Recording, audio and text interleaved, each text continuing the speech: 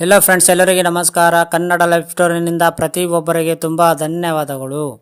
ನಿಮ್ಮ ಸಂಗಾತಿಯಲ್ಲಿ ಅವರ ಹಿಂದಿನ ಸಂಬಂಧದ ಬಗ್ಗೆ ಈ ಪ್ರಶ್ನೆಗಳನ್ನೆಂದು ಕೇಳದಿರಿ. ಜೋಡಿಯೊಂದು ಸತಿಪತಿಗಳಾಗಲು ಹಲವು ವಿಷಯಗಳಲ್ಲಿ ಹೊಂದಾಣಿಕೆ ಅಗತ್ಯ.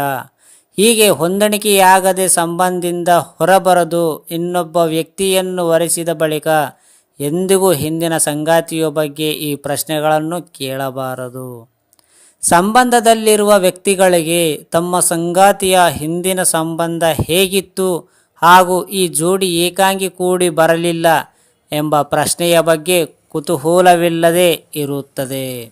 ಆದರೆ ಈ ವಿಷಯ ಅತಿ ಸೂಕ್ಷ್ಮವಾಗಿದೆ ಮತ್ತು ಅತಿ ನಾಜೂಕಿನಿಂದ ನಿರ್ವಹಿಸಬೇಕಾಗುತ್ತದೆ. ಏಕೆಂದರೆ ಹಿಂದಿನ ವಿಷಯಗಳನ್ನು ಕೆದಕಿದಾಗ ಇದಕ್ಕೆ ಸಂಬಂಧಿಸಿದ ವಿಷಯಗಳು ತಟ್ಟನೆ ನೆನಪಿಗೆ ಬಂದು ಈಗಿನ ಸಂಸಾರದಲ್ಲಿ ಹುಳಿ ಹಿಂಡಲಬಹುದು. ಆದ್ದರಿಂದ ನಿಮ್ಮ ಸಂಗಾತಿಯ ಹಿಂದಿನ ಸಂಬಂಧದ ಬಗ್ಗೆ ಕೆದಕದೆ ಇರುವುದೇ ವಾಸಿ. ಅದರಲ್ಲೂ ಹಿಂದಿನ ಲೇಖನದಲ್ಲಿ ವಿವರಿಸಲಾದ ಪ್ರಶ್ನೆಗಳಂತೂ ಖಂಡಿತ ಕೇಳಿಕೊಡದು. ನೀವು ಏನಿದ್ದರೂ ಹಿಂದಿನ ಸಹಿ ನೆನಪುಗಳೆಲ್ಲ ಸಮಾಧಿ ಮಾಡಿ ಹಿಂದಿನ ಮತ್ತು ಮುಂದಿನ ದಿನಗಳ ಸಂತೋಷವನ್ನು ಮಾತ್ರವೇ ಎದುರು ನೋಡಬೇಕು. ಆಗ ಮಾತ್ರ ಈ ಸಂಬಂಧ ಸದಾ ಹಸಿರಾಗಿ ಸಂತೋಷದಿಂದ ಹಾಗೂ ಅನುರಾಗದಿಂದ ಇರಲು ಸಾಧ್ಯವಾಗುತ್ತದೆ. ಹಿಂದಿನ ಸಂಬಂಧದಲ್ಲಿ ಲೈಂಗಿಕ ಸಂಬಂಧ ಹೇಗಿತ್ತು? ಈ ಪ್ರಶ್ನೆ ಕೇಳಿ ನೀವಾಗಿ ನಿಮ್ಮ ವೈವಾಹಿಕ ಜೀವನದಲ್ಲಿ ಹುಳಿಯನ್ನು ಹಿಂಡುತ್ತಿದ್ದೀರಿ. ಆಕೆಗೆ ಅಥವಾ ಆತನಿಗೆ ಯಾವ ಬಗ್ಗೆಯೂ ಲೈಂಗಿಕ ಸಂಬಂಧ ಇಷ್ಟ ಎಂಬುದಷ್ಟೇ ಮಟ್ಟಿಗೆ ನಿಮ್ಮ ಪ್ರಶ್ನೆವಳಿಗಳು ಇರಲಿ. ಈ ಕ್ಷಣಗಳು ನಿಮ್ಮಿಬ್ಬರ ಆತ್ಮೀಯ ಕ್ಷಣಗಳಾಗಿದ್ದು ಈ ಸಮಯದಲ್ಲಿ ಹಿಂದಿನ ಯಾವುದೇ ಸಂಬಂಧದ ಬಗ್ಗೆ ಚಕರವನ್ನೇ ಎತ್ತಬಾರದು. ಈ ಪ್ರಶ್ನೆ ಸ್ಪಷ್ಟವಾದ ಮಾನಸಿಕ ಹಿಂಸೆಯಾಗಿದೆ. ನಿಮಗೆ ಉತ್ತರ ನೀಡಬೇಕಾಗಿರುವ ನಿಮ್ಮ ಸಂಗಾತಿಗೂ ಅದರಲ್ಲೂ ಲೈಂಗಿಕ ವಿಷಯದ ಬಗ್ಗೆ ಹೋಲಿಕೆ ಹಾಗೂ ಉದ್ದಟತನಗಳು ನಿಮ್ಮ ಸಂಸಾರವನ್ನೇ ಕೆಡಿಸಬಹುದು.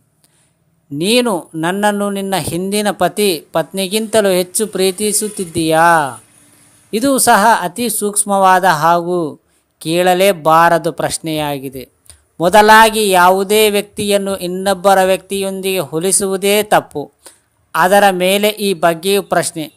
ನಿಮಗೆ ನಿಮ್ಮ ಮೇಲೆ ಭರವಸೆ ಇರಬೇಕು. ಏಕೆಂದರೆ ನಿಮ್ಮ ಸಂಗಾತಿಯಾದ ಕ್ಷಣದಿಂದ ಆಕೆ ನಿಮ್ಮೊಂದಿಗೆ ಹೊಸ ಜೀವನವನ್ನು ಪ್ರಾರಂಭಿಸಿದ್ದಾರೆ ಹಾಗೂ ಹಿಂದಿನ ಸಂಬಂಧದ ಕೊಳಕನ್ನು ಮತ್ತೊಮ್ಮೆ ಕೆದಕಿದಾಗುತ್ತದೆ. ಈ ಪ್ರಶ್ನೆಯಿಂದ ನಿಮ್ಮ ಸಂಗಾತಿಯನ್ನು ನೀವು ಅತ್ಯಂತ ದ್ವಂದ್ವಕ್ಕೆ ಸಿಲುಕಿಸುತ್ತಿದ್ದೀರಿ. ವಾಸ್ತವದಲ್ಲಿ ನಿಮಗೆ ನಿಮ್ಮ ಸಂಬಂಧದ ಭದ್ರತೆಯ ಬಗ್ಗೆಯ ಅನುಮಾನವಿದೆ.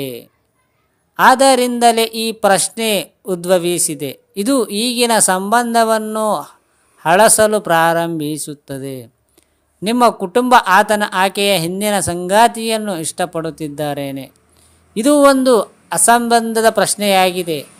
ಏಕೆಂದರೆ ಹಿಂದಿನ ಸಂಗಾತಿಯಲ್ಲಿ ಏನೇ ಕೂಡಲಿ ಬರಲಿಲ್ಲ ಎಂದು ಇವರು ಈ ಸಂಬಂಧದಿಂದ ದೂರವಾಗಿದ್ದರೆ ಹೊರತು ಕುಟುಂಬ ಆ ವ್ಯಕ್ತಿಯನ್ನು ಇಷ್ಟಪಡುತ್ತಿದ್ದಾರೋ ಇಲ್ಲವೋ ಎಂಬ ಮೇಲೆ ಅಲ್ಲ. ಅದು ಏನಿದ್ದರೂ ಹಿಂದಿನ ದಿನಗಳ ಪುರಾಣವಾಗಿದೆ ಹಾಗೂ ಪ್ರಸ್ತುತ ದಿನಗಳಲ್ಲಿ ಹಿಂದಿನ ವಿಷಯಗಳನ್ನು ಕೆದಕಬಾರದು. ವಾಸ್ತವದಲ್ಲಿ ಈ ಪ್ರಶ್ನೆ ಕೇಳುವ ಮೂಲಕ ನೀವು ನಿಮ್ಮ ಸಂಗಾತಿಯ ಹಿಂದಿನ ಸಂಗಾತಿಯೊಂದಿಗೆ ಸ್ಪರ್ಧಿಸುತ್ತಿದ್ದೀರಿ. ನಿಮ್ಮ ಸಂಗಾತಿಗೆ ಇದು ತಟನೆ ಗೊತ್ತಾಗಿ ಬಿಡುತ್ತದೆ. ಎಂದಿಗೂ ನಿಮ್ಮ ಅಸುರಕ್ಷಿತ ಭಾವನೆಗಳನ್ನು ಸಂಗಾತಿಯಲ್ಲಿ ಪ್ರಕಟಿಸಿದ್ದೀರಿ.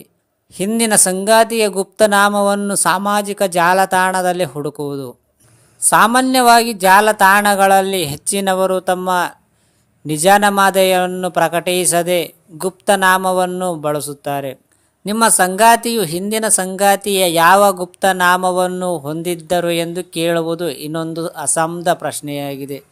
ಏಕೆಂದರೆ ನಿಮ್ಮ ಸಂಗಾತಿ ಅವರು ಬೇಡ ಎಂದು ಬಿಟ್ಟು ಸಂಬಂಧದಿಂದ ಹೊರಬಂದಿರುವಾಗ ನಿಮಗೇಕೆ ಅವರ ಉಸಿರುಬಾರಿ ಅದರಲ್ಲೂ ಗುಟ್ಟಾಗಿ ಗುಪ್ತನಾಮದ ಬಗ್ಗೆ ಕೇಳಿದರೆ ನಿಮ್ಮ ಸಂಗಾತಿಗೆಷ್ಟು ಮನಸ್ಸಿಗೆ ಸಂಕಟವಾಗಬಹುದು.